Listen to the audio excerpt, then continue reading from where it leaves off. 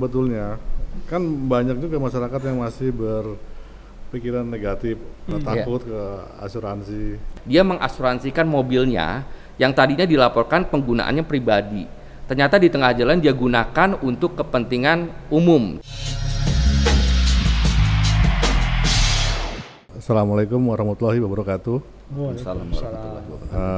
Pemirsa YouTube Kaligani Radar Cirebon.com. Hari ini kita kedatangan dua tamu istimewa. Yang pertama dari teman-teman asuransi dari Asosiasi Asuransi Umum Indonesia, dan yang kedua dari Ketua OJK Cirebon, Bapak Freddy Nasution. Selamat sore ini Pak Radian dan Pak Freddy. Selamat sore Pak.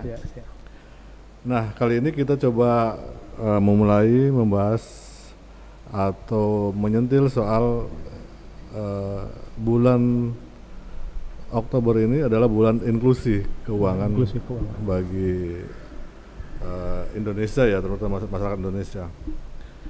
Sebetulnya apa sih Pak Freddy dari tujuan dari inklusi untuk masyarakat Indonesia itu?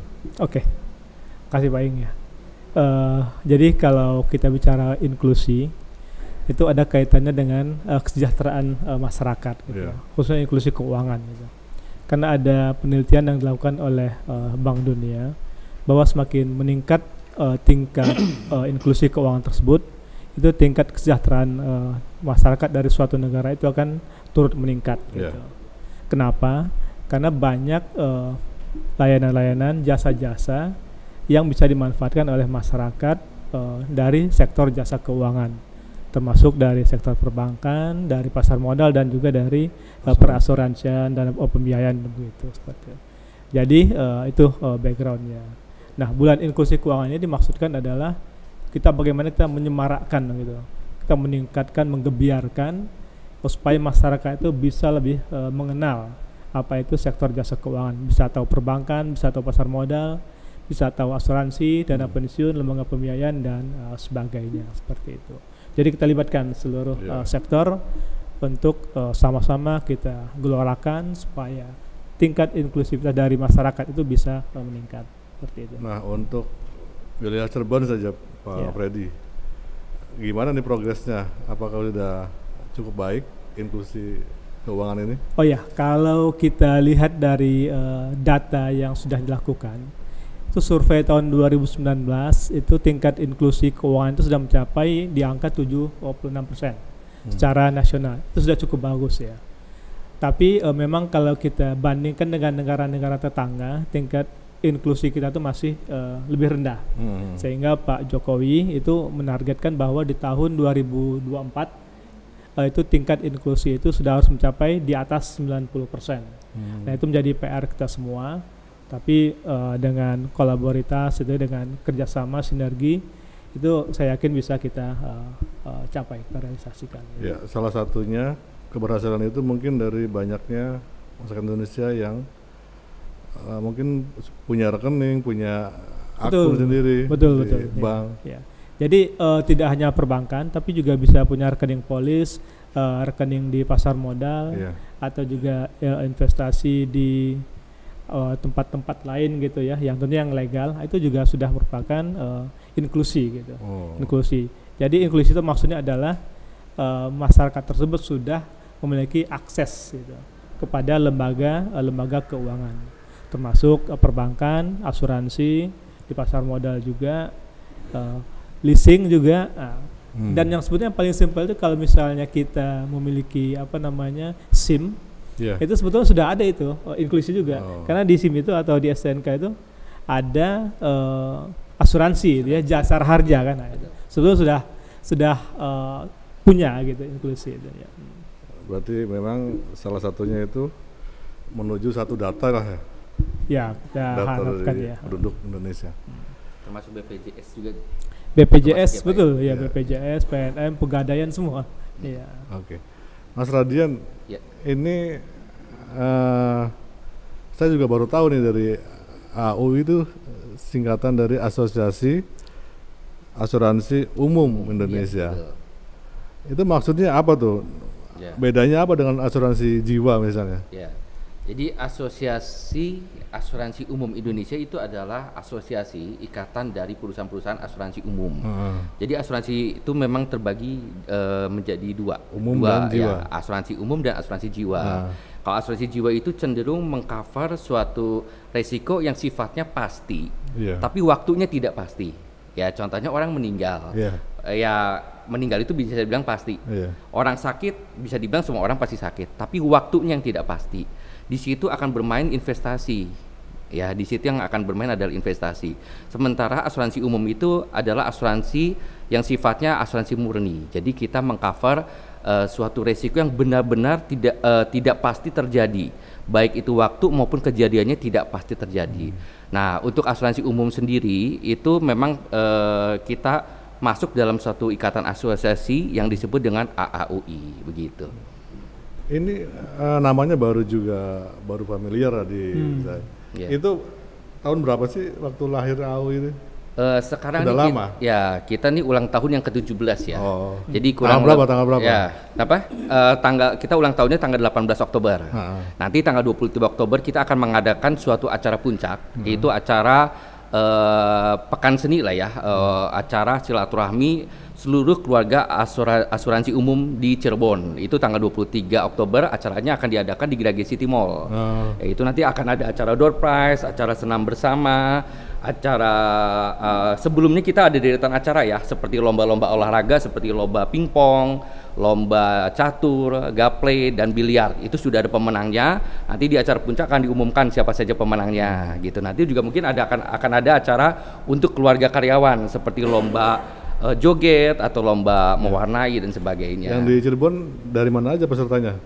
Cirebon saja khusus? Di Cirebon saja ya kan, kita megang wilayah Ciawi, Majakuni ya, tapi rata-rata untuk wilayah 3 Cirebon ini memang rata-rata berpusat di Cirebon. Jadi seluruh perusahaan asuransi umum yang di Cirebon akan terlibat dalam acara tersebut.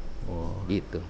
Itu produknya apa aja sih kalau asuransi umum tuh apa? Asuransi umum ya, jadi asuransi umum tuh yang familiar di masyarakat itu ya, yang familiar itu biasanya asuransi kendaraan. Yang pertama, yang kedua itu asuransi kebakaran. Tapi sebenarnya banyak asuransi yang belum familiar di masyarakat, seperti contohnya asuransi pengangkutan. Ya, misalkan ada orang ngangkut barang dari satu lokasi ke lokasi lain, itu sebenarnya ada risiko. Itu bisa di cover asuransi. Ada juga asuransi pembangunan. Nah, buat para kontraktor itu kan pada saat dia membangun suatu bangunan, di tengah jalan dikhawatirkan mengalami suatu resiko, itu bisa di-cover dengan asuransi. Jadi sebenarnya produk asuransi itu sangat banyak. Ada asuransi kecelakaan, ada asuransi tanggung gugat, ada asuransi uang. Jadi uang yang disimpan saja bisa diasuransikan, seperti itu. Jadi kalau bicara produknya memang sebenarnya banyak sekali. Tapi memang sifatnya kami bukan sifat berinvestasi. Jadi memang benar-benar asuransi murni. Bayar setahun, uang hangus, tapi selama setahun akan di-cover bila mana mengalami resiko. Gitu. Dan mungkin karena itu juga Pak Freddy harus diawasi oleh OJK. Oh iya. Betul. Kalau kita lihat di Undang-Undang OJK memang di pasal 6 jelas bahwa OJK itu bertugas mengawasi ada 3 sektor ya. Perbankan, pasar modal, dan yang ketiga itu banyak nih. Ada perasuransian, dana pensiun, lembaga pembiayaan, dan sektor jasa keuangan lainnya gitu. Jadi kalau di OJK kita sebenarnya IKNB, industri keuangan non bank. Nah, di situ ada asuransi, dana pensiun, leasing, pegadaian, BPJS juga masuk di situ gitu. Jadi kita memang bertugas untuk sebagaimana amanah undang-undang, kita mengawasi, mengatur agar operasional dari asuransi tersebut bisa memberikan perlindungan lah kepada masyarakat seperti itu. Dan juga bagaimana kita memastikan agar kegiatan mereka itu bisa sustain gitu ya. Jangan sampai misalnya karena rebutan klien gitu kan, bisnis gitu, jor-joran nih preminya direndah-rendahin. Tapi pada saat nanti kalau ada klaim nggak bisa bayar karena memang uangnya nggak ada gitu, karena preminya itu nggak cukup untuk mengcover risiko yang ada seperti itu. Ya, Mas Radian, Apa sih yang perlu diperhatikan ketika masyarakat ingin berasuransi? Ya, jadi memang perlu banyak sekali yang harus diperhatikan oleh masyarakat ya sebelum dia berasuransi. Yang pertama tuh kami di asuransi menyebutnya insurable interest. Ya, jadi masyarakat yang mau berasuransi dia harus memiliki kepentingan terhadap suatu objek yang mau diasuransikan. Dia punya kepentingan atau tidak. Contohnya kalau saya lagi ngontrak rumah, saya sebenarnya nggak bisa mengasuransikan rumah tersebut karena itu bukan punya saya, gitu ya. Nah, yang kedua masyarakat itu harus memiliki atmosphere faith. Atmosphere faith itu adalah itikat baik dalam menyampaikan informasi kepada pihak asuransi. Ya, dengan biasanya realisasinya itu adalah dengan cara mengisi form dan mengizinkan pihak asuransi untuk melakukan survei. Nah, bila mana asuransi sudah melakukan survei, dia pasti akan melakukan analisa dulu nih, gitu kan ya, akan melakukan analisa penawaran apa sih nanti akan diberikan perusahaan asuransi kepada konsumen. Nah, disitulah konsumen perlu mempelajari apakah lingkup jaminannya, nilai pertanggungannya, objeknya itu sesuai dengan yang diharapkan oleh konsumen, seperti itu. Jadi yang penting adalah konsumen itu harus memiliki kepentingan terhadap objek yang mau diasuransikan itu apa, nilainya berapa, dan resiko yang mau di-cover itu apa, seperti itu. Ya, sekarang kan banyak juga keluhan dari masyarakat tentang asuransi ya, mungkin salah informasi, mungkin belum paham gitu. Kalau klaim begitu, Pak Freddy kemana itu? Maksudnya OJK bisa mengawasi nggak, membantu? Iya. Kita kan di OJK ada fungsi yang keempat tadi ya. Jadi selain pengawasan pada perbankan, pasar modal dan industri keuangan non bank itu, kita juga diamanahkan untuk memberikan perlindungan kepada konsumen, perlindungan konsumen, termasuk konsumen atau nasabah dari asuransi tentunya. Makanya kita juga semakin mendorong dari asosiasi atau dari industri untuk lebih transparan, lebih bertanggung jawab terkait dengan produk-produk yang mereka pasarkan, termasuk juga terhadap agen-agen yang mereka pekerjakan seperti itu. Kita kan sering mendengar nih bahwa pada saat penawaran itu bagus-bagus semua nih ya. Gitu kan. Tapi begitu saat jadi ini perbincangan klaim antara yang diawasi dengan yang mengawasi. Jadi begitu. Gimana? Jadi makanya kita minta jangan ada ketidaktransparan lah gitu. Jadi semuanya harus terbuka. Makanya sekarang dalam peraturan OJK yang terbaru itu kita minta kepada asuransi pada saat memasarkan produknya itu kalau perlu dilakukan rekaman gitu, direkam, direkod gitu. Sehingga nanti pada saat kalau misalnya terjadi konflik atau permasalahan, kita bisa membuka rekaman itu kembali. Supaya jangan ada tuduhan-tuduhan yang tidak bisa dibuktikan lah begitu. Nanti nasabah bilang, wah pada saat ditawarkan saya tidak diinformasikan bahwa ada persyaratan ini, persyaratan itu misalnya. Tapi si asuransi bilang, oh sudah.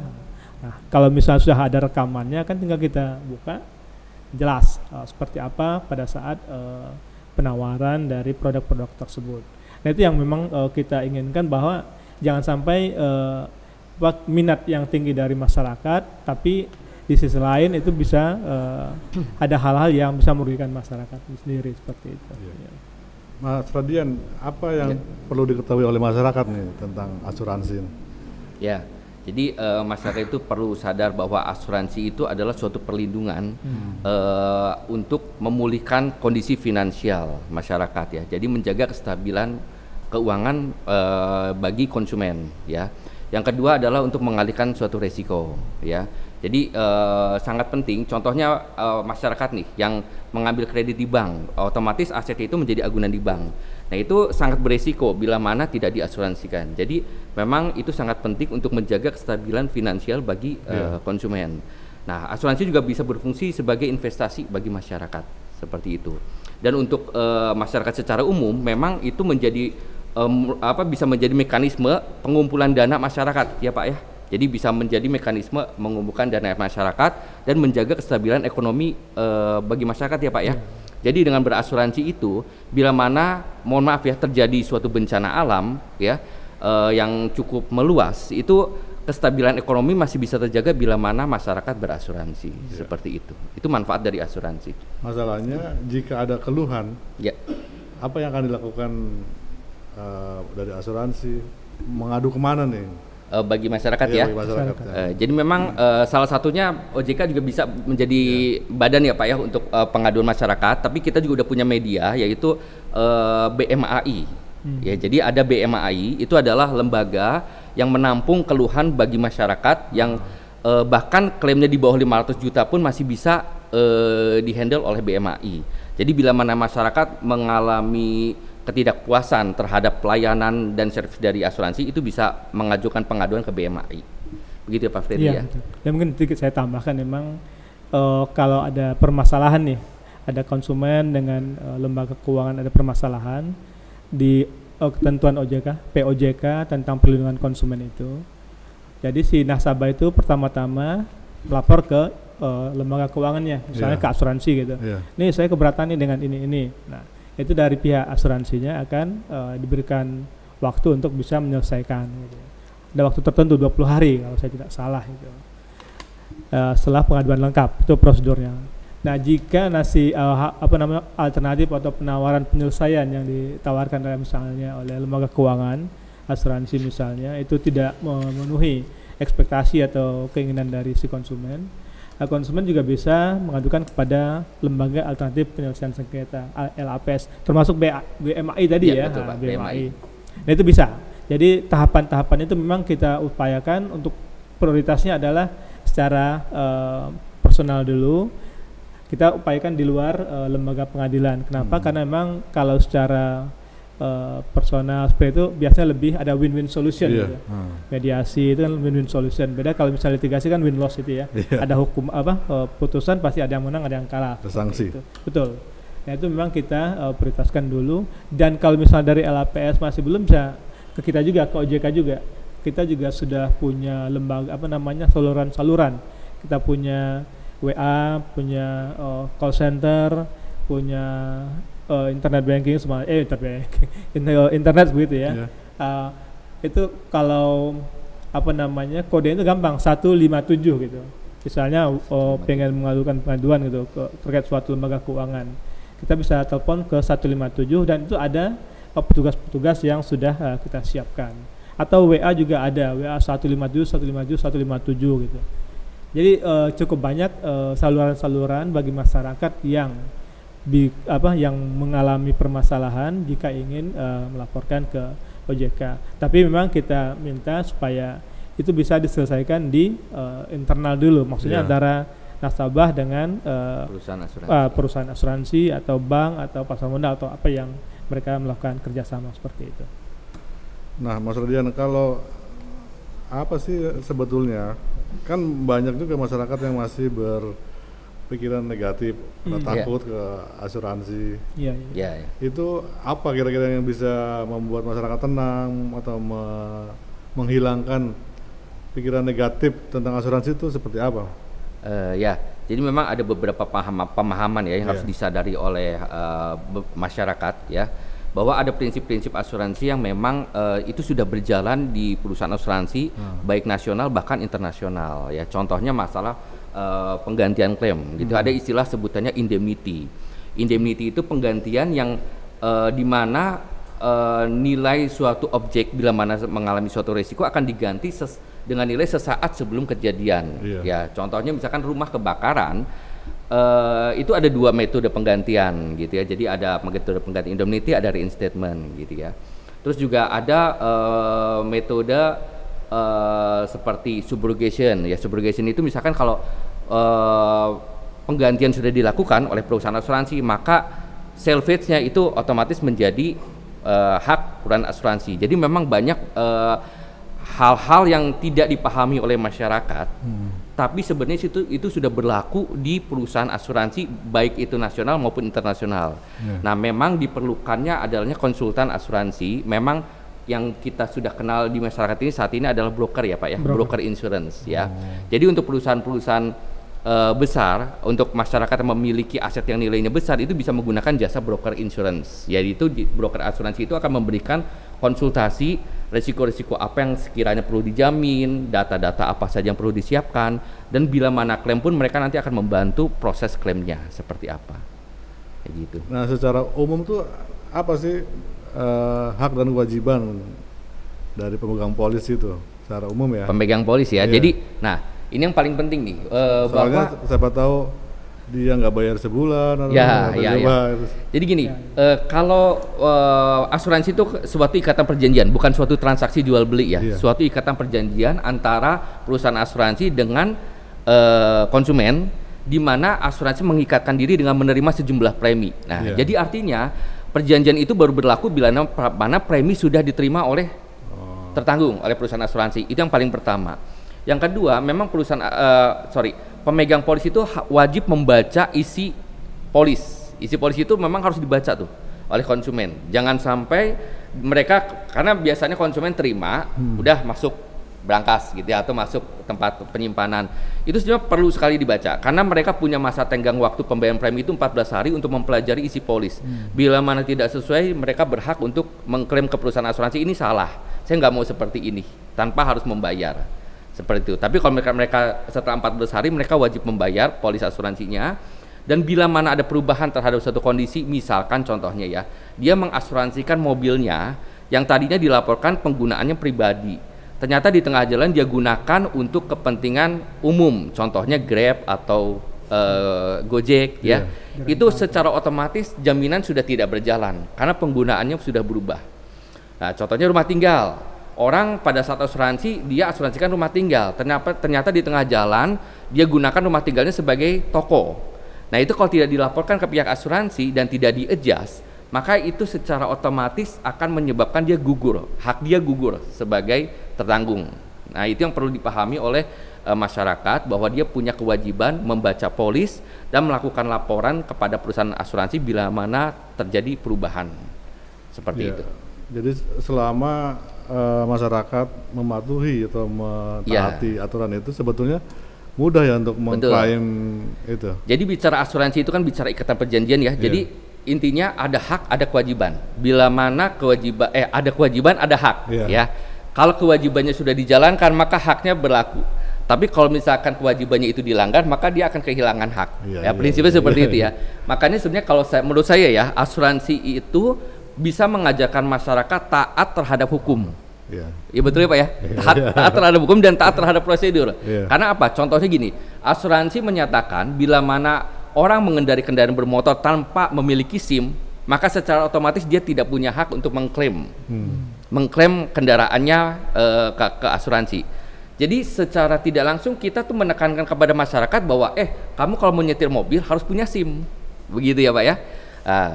Contoh lain misalkan contohnya seperti LC ya, pengangkutan dan sebagainya, itu ada beberapa dokumen yang memang harus ditaati oleh konsumen. Bila mana tidak ditaati, maka secara otomatis dia akan gugur hak-hak dia untuk mengklaim asuransi tersebut. Ya, kalau polisnya terlambat dibayar, itu harus berapa lama itu biar tidak melanggar aturan? Secara umum itu 14 hari, tapi biasanya asuransi memberikan masa tenggang itu sampai dengan 30 hari, dan bila mana melalui lembaga-lembaga tertentu ya, instansi tertentu, misalkan melalui perbankan atau leasing, biasanya ada masa-masa tenggang tertentu yang diperjanjikan, tergantung perjanjiannya seperti apa. Tapi secara umum biasanya 14 hari masa tenggang waktu konsumen untuk melakukan pembayaran premi asuransi. Ya, Pak Freddy, apa yang bisa dilakukan oleh OJK nih, maksudnya yang terbanyak apa sih keluhannya? Ada nggak yang masuk pengaduan ke OJK soal asuransi? Banyak pasti kan, akhirnya banyak sekali. Ada lah maksudnya, ada seperti itu. Jadi gini, kita bicara tentang tadi inklusi, dan satu lagi ada yang penting adalah literasi. Gitu. Literasi adalah tingkat pemahaman masyarakat terhadap lembaga keuangan gitu ya.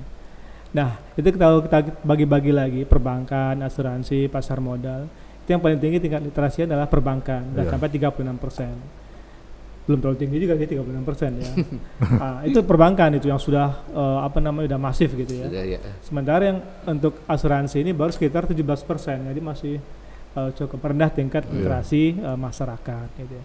Jadi itulah memang yang harus kita tingkatkan, bagaimana supaya masyarakat itu lebih paham gitu ya, lebih paham apa sih produk-produk asuransi tersebut, terus produk-produk apa yang mereka butuhkan gitu ya. Supaya jangan sampai karena ada penawaran-penawaran yang menawarkan itu bening-bening gitu ya. Atau mungkin saudara gitu kan, tetangga, teman gitu ya. Terus merasa nggak enak hati, diambil nih produknya gitu. Sementara kriteria atau persyaratan term and condition itu mereka belum paham. Nah itu tadi disampaikan Pak Radian juga bahwa kita mewajibkan bahwa ada semacam waktu lah gitu ya bagi si nasabah itu untuk mempelajari, membaca apa sih persyaratan-persyaratan yang ditetapkan dalam perjanjian asuransi tadi gitu. Nah kita juga mewajibkan bahwa tidak boleh ada persyaratan-persyaratan yang berat sebelah gitu ya. Istilahnya menguntungkan asuransi tapi merugikan si nasabah. Jadi perjanjian itu harus seimbang itu antara dua pihak tersebut gitu ya. Karena kalau nggak nanti di pasal 1320 undang-undang perdata gitu ya, itu bisa batal itu. Karena sahnya kontrak itu kan dasar dari syarat sahnya perjanjian di pasal 1320. Nah, dan selain itu kita juga harus terus-menerus begitu ya memberikan sosialisasi, salah satunya melalui podcast ini nih. Podcast ini Bulan Inklusi Keuangan juga bukan hanya inklusinya aja, tapi literasinya juga menjadi salah satu bagian yang penting dari Bulan Inklusi Keuangan itu gitu. Dan mungkin sebetulnya ada namanya Bulan Inklusi Keuangan bukan berarti dari Januari sampai September itu kita nggak ngapa-ngapain gitu, bukan. Terus dari November Desember kita nggak ngapa-ngapain, bukan. Tapi memang dari awal tahun sampai akhir tahun kita selalu melakukan kegiatan-kegiatan untuk meningkatkan inklusi dan literasi masyarakat supaya masyarakat itu paham gitu. Termasuk juga dikaitkan juga dengan investasi ilegal gitu ya. Kan banyak tuh tawaran-tawaran yang memberikan janji yang manis gitu kan, dengan menyimpan misalnya 1 juta dalam waktu 1 bulan kamu dapat misalnya 100.000 gitu kan, atau 10% per bulan. Nah itu kan sesuatu hal yang udah kayak agak sulit saat ini gitu ya, agak sulit, nggak masuk logika kita gitu. Betul. Makanya memang kalau investasi itu harus legal dan logis gitu ya. Kita lihat dulu keabsahan dari lembaganya dan juga masuk akal nggak tawaran yang dilakukan, ditawarkan. Butuh literasi emang ya. Betul, literasi gitu. Makanya sekali lagi kita harus mendorong masyarakat dan juga mendorong lembaga keuangan untuk sama-sama terus supaya meningkatkan literasi masyarakat tersebut. Jadi nggak ada istilahnya yang ditutup-tutupi gitu. Jadi mereka harus sama-sama paham. Nah kalau misalnya sudah terjadi masalah gitu tadi kan, yang pertama tentunya kita minta untuk diselesaikan secara internal dulu nih antara nasabah dengan lembaga keuangannya. Kalau tidak bisa dengan lembaga alternatif penyelesaian sengketa seperti LPS atau BAMI tadi. Kalau tidak ada bisa ke OJK, dan kita upayakan jangan sampai berlarut sampai ke pengadilan. Kita usahakan selesaikan di antara kita dulu lah seperti itu. Ya. Supaya nanti bisa win-win solution tersebut ya. Nah, Pak Freddy, ini mumpung juga ada Mas Radian, ada juga teman-teman asuransi yang di studio ini. Lebih banyak tuh soal apa ya pengaduan itu, maksudnya yang nggak dipahami masyarakat tuh, biar ini menjadi pelajaran juga nih. Yang mungkin yang agak ramai kemarin ini yang unit link lah ya, PID gitu ya. Produk asuransi dengan investasi ya istilahnya yang dilakukan dengan investasi PID gitu. Nah, masyarakat tadi disampaikan oleh Mas Radian di awal itu harus paham bahwa itu tidak semata-mata investasi gitu kan ya. Di situ ada biaya-biaya untuk mengcover hal-hal yang kemungkinan terjadi, seperti ada risiko kematian segala macam gitu kan. Jadi memang kalau pada saat ditawarkan itu kadang-kadang kalau kita tidak kritis gitu kan, saya terlena gitu. Tapi kita harus kritis gitu. Apa iya, terus ini seperti apa begitu ya. Dan kita juga wajibkan sekarang untuk penawaran unit link atau PAID itu ada recordnya gitu, supaya benar bahwa dari pihak yang menawarkan itu sudah menjelaskan semua hal yang harus diketahui oleh si nasabah, calon nasabah tersebut. Dan calon nasabah juga harus menanyakan juga begitu. Jangan hanya tahu beres, terima berkas persyaratan langsung simpan. Jadi memang harus sebagai nasabah kita juga harus cerdas, bisa milah-milah produk apa yang kita butuhkan. Itu PAID gitu ya. Dan juga mungkin kemarin ada yang seperti ada beberapa kasus asuransi yang memang salah kelola begitu ya, sehingga memang dari struktur keuangannya itu mengalami masalah sehingga mengalami kesulitan untuk membayarkan hak dari nasabah atau pemegang polisnya seperti itu. Ya, Mas Radian. Ya. Apa nih harapannya nih buat masyarakat agar terbangun kepercayaan terhadap asuransi? Oke. Sebenarnya sih yang ini dari harapan dari perusahaan asuransi gitu ya. Yang kami harapkan tuh masyarakat itu berasuransi itu dengan sadar. Ya, dengan sadar. Karena beda. Seseorang membeli suatu produk dengan sadar sama terpaksa itu berbeda. Benar nggak? Karena keluarga. Sejauh ini di Indonesia orang membeli produk asuransi itu, mohon maaf, cenderung terpaksa. Terpaksa tuh maksudnya gini, dia membeli produk karena desakan proses administrasi tertentu. Ya, contohnya misalkan gini, dia ambil kredit di bank, asetnya diagunkan, mau tidak mau aset tersebut harus diasuransikan, mau tidak mau gitu kan ya. Tapi masyarakat tidak sadar nih bahwa dengan mengasuransikan aset tersebut tuh ada konsekuensi yang mereka harus jaga. Ya, contohnya seperti yang tadi saya sampaikan, KPR.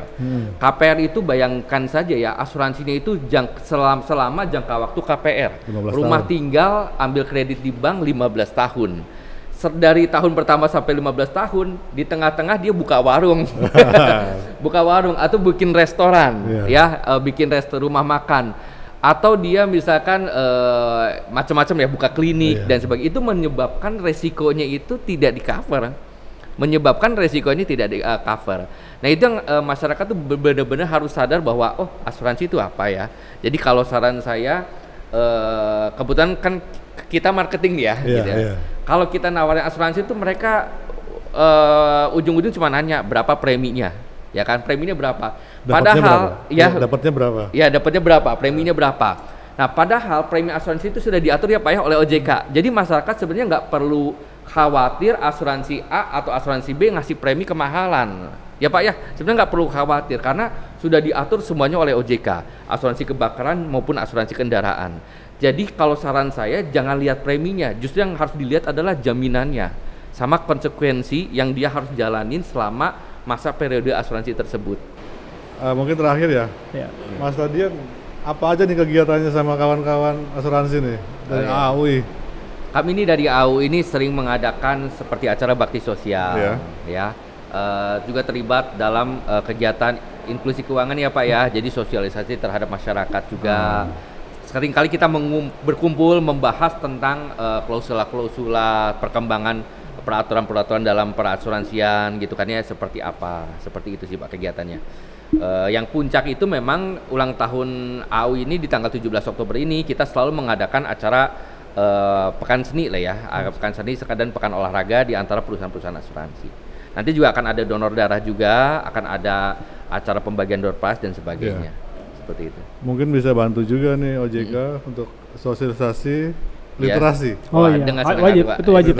Karena memang POJK itu mewajibkan semua lembaga jasa keuangan untuk meluangkan waktunya membuat anggaran juga dalam rangka meningkatkan literasi inklusi masyarakat. Dan kita mungkin cobain dari OJK, dari regulator juga terus berupaya untuk meningkatkan layanan dari sektor jasa keuangan. Misalnya untuk asuransi, agen-agen asuransi itu sekarang harus sertifikasi gitu. Kalau tidak punya sertifikasi, mereka tidak boleh memasarkan produk-produk asuransi. Tujuannya apa? Yaitu tadi agar mereka tuh betul-betul paham apa itu produk asuransi dan tidak salah menjelaskan kepada masyarakat gitu, tidak istilahnya iming-imingnya baiknya aja gitu. Yang kurang mengenakkan bagi masyarakat juga harus diinformasikan gitu kan. Baiknya apa, pro consnya gitu loh. Pro-nya apa, consnya apa ya? Anda harus bayar premi apa segala macam, itu kan hal yang harus dijelaskan kepada masyarakat gitu. Dan kita juga di OJK terus berupaya meningkatkan market conduct gitu ya. Jadi perilaku industri itulah yang harus kita dorong terus.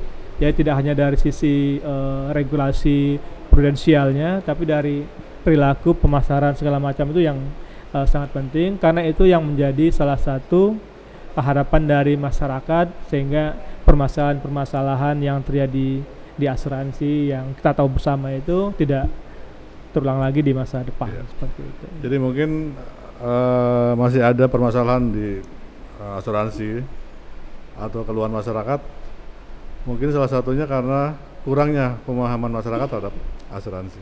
Ya, bisa jadi karena kurang pemahaman dan juga kadang-kadang kurangnya penjelasan. Nah, ini jadi harus dua sisi, kita nggak bisa menyalahkan satu saja, tapi ya kita sama-sama harus introspeksi dan memperbaiki diri supaya kedepannya lebih baik lagi. Ya, ini kan menjadi tugas dari teman-teman asuransi. Ya, semua pihak termasuk dari Radar Cirebon juga. Dengan kegiatan ini kan bisa memberikan pencerahan kepada masyarakat seperti itu. Ya. Oke, mungkin ada lagi yang mau disampaikan Mas Ladian?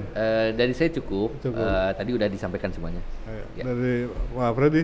Ya, cukup. Makasih atas waktu yang diberikannya. Terima kasih kepada pemirsa radarcirebon.com, YouTube-nya di Kaligane, radarcirebon.com. Tadi kita sudah berbincang dengan Insan Asuransi dan dari OJK Cirebon tentang manfaat asuransi. Mudah-mudahan yang nonton tema ini menjadi paham bagaimana kita memahami pentingnya berasuransi. Terima kasih. Wassalamualaikum warahmatullahi wabarakatuh. Waalaikumsalam warahmatullahi wabarakatuh.